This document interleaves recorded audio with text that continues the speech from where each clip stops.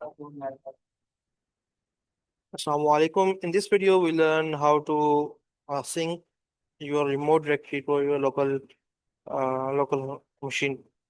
So you can check the video how to install WinCP on Windows, and after installation, go to here Synchronize, and from here you have to select the local directory. I have selected D and herbs, and you have to select the remote directory.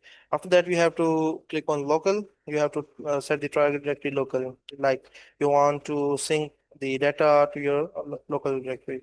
And if you want to sync from local to remote, you have to click on remote. Okay, so I want to sync from live to local, so I'll click on that.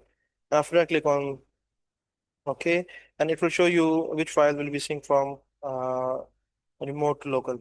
So it's showing two files, yes, and we have to click on OK. Now it will sync the files from remote directory to your local directory.